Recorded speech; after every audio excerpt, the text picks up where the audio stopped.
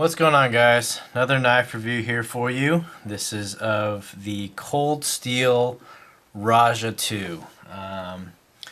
This knife is my guilty pleasure knife. Normally, I'm not a huge fan of Cold Steel. I kind of got into an Andrew Demko kick, and being that his customs are impossible to find, and when you do find them, they're priced really high, and maybe they're worth it.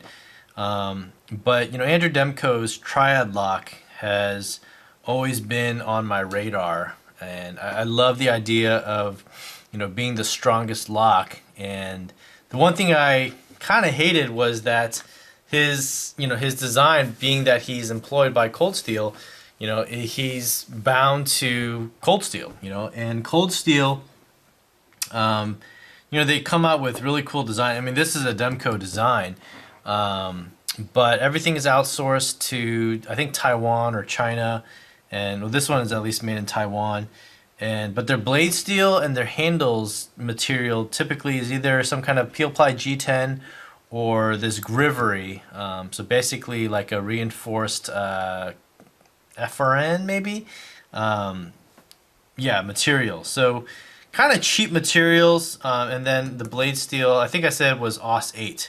So all their knives are, or at least the majority of their knives, probably like 90% of the knives are AUS 8. Sometimes they might use a carbon steel here and there, like 1095 or 1055. I think I've seen like VG1. They used to use a, what was it? Carbon V blade steel, which I heard was pretty good. So I don't know what it compared to, but that was one of their highly sought after blades. Back when they first started, they were using better blade materials. That aside, it seems like what I've been reading and hearing is that the way that they run their AUS 8 is actually pretty decent. So their heat treat on their AUS 8 works pretty well for their knives. And even though it's still a soft steel, I don't know what the HRC is at, but I still hear it's a pretty hard, soft steel, but it lasts decently. So anyway, 6-inch blade right here. You do have this wave square right here that works well. It catches well on my pockets and waves out great. Here is the Spyderco Police stainless steel. No, actually this is the Honeybee. Again, just as a joke. I think it's just hilarious that these two knives can coexist. But yeah, this is just insanely, this is just huge. I mean, it's bigger than my entire rag right here. Spyderco Military at 4-inch blade. I mean, the Cold Steel Rajah II just dwarfs all of these blades. It's insane. And the Demko lock really is, everything is cracked out to be. Now, I can force, minor vertical play on here. So I don't know what that says, but side to side is pretty rock solid on here. Ergonomically, this knife is great. Feels really good. There are these sharp edges on the grivery, and I think that's just the fit and finish of Cold Steel. They could have easily rounded this out, and it would be much more comfortable. It wouldn't cut in. It really doesn't cut in, but you do feel it when you're moving your hand around. Okay, normal grip in near the middle. Sorry, I'm going to try to get this in frame, but this is the widest angle on my camera. Normal grip in the middle of the handle right here is really comfortable. Sits well. Pocket clip doesn't get in the way at all. Not a hot spot whatsoever. Reverse grip as well. Extremely comfortable. No issues whatsoever. And if you watch those Cold Steel videos of them like cutting pigs and cows and rope and bamboo, all these swiping motions, you just think of how much power is generated in this kukri style blade. This massive recurve all the way to this giant belly. I used to have a Gypsy Jack from Emerson, but this thing just dwarfs that. It's so small, the blade, compared to how big this kukri blade is.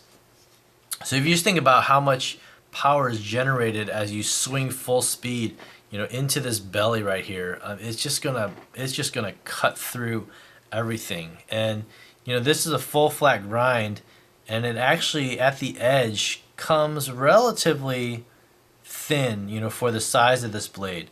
Again, a lot of chopping power in this knife, and yeah, it just completely, just crazy whack, when it opens up and the Demco lock engages. If you come all the way down to the end right here and you're like chopping and swinging away, again, you're just thinking about the centrifugal motion that's coming through as you're swiping away. I'm gonna slice my tripod this way, but as you're coming through, how much power is just generated, versus even just a slashing motion on this military. Can't compare. I mean, this is so light versus the Cold Steel at, I don't even know how many ounces, 10 or 12 maybe ounces. I didn't look it up. So at least with the Grivory, it's somewhat of a lighter knife, in comparison. It's actually relatively comparable to the Hinder. The Hinder with the titanium scale here it feels pretty bulky, maybe because it's just more dense, but overall weight distribution on this knife is great. It does have steel liners in here that are not milled out in any way, shape, or form. So yeah, but again, weight distribution is pretty good on this knife. If I hold it here, actually you get more weight on the handle right there. So if I move it over a little bit, then you're getting a little more blade weight. So you can even like two-hand grip this if you really wanted to. I can't see how that would be beneficial in terms of slicing or cutting, but yeah. Anyway, so when it comes to Cold Steel's Aus 8, though, this is really the main thing in terms of, as I think about this blade. I was in my office and I was kind of just playing with the blade a little bit, and I was kind of just basically just dropping the blade onto some cardboard. So I had a cardboard box, and I was just seeing if the weight of the blade would chop through, or how far it would chop through the cardboard. And I don't know if you're going to be able to see this on the blade. I'm not even sure where to look. Let me see if I can find it. Okay, right where my finger is, basically, as it hit the cardboard down, there was nothing hard in there that would, push against the blade. But even just against the cardboard, the steel, the edge actually rolled a little bit. Just ever so slightly, and so that kind of tells you how soft the Aus 8 is, and how easily it can either roll or be misshapen, and at the same time it can probably be easily sharpened. So that's one good thing, I guess, about it. But if it doesn't hold the edge that well, that also kind of sucks. So but overall, as as my little guilty pleasure knife, I really love this one. I was debating between this one and the Espada XL. I recently had a chance to play with the Espada XL from one of my friends, and that thing is just gigantic. I mean, it would be like way outside of this frame. It's just a monster knife, and that's also a really cool option. It's got this massive, very different blade style. So I really like the idea of the kukri style on this blade. I think I need to go diagonal to put it all in, and just makes for go camping every once in a while. And I think this would be a great chopper. And with the Aus 8, it should sharpen up pretty easily if I were to damage the edges in any way. So Anyway, quick little kind of impressions review. Another thing really quick is you would be surprised on how actually easily and how well this fits inside jean pockets. It's thin enough where it's actually not that obtrusive. I mean, yeah, definitely you're gonna feel it as your hand goes in, but it actually hides out pretty well in the jean pockets and pulls out, with the wave pattern or with the wave feature. It just comes out really fast, really easily. And so even if you were to bring it out closed, it opens up pretty easily with the thumb disc, if you will.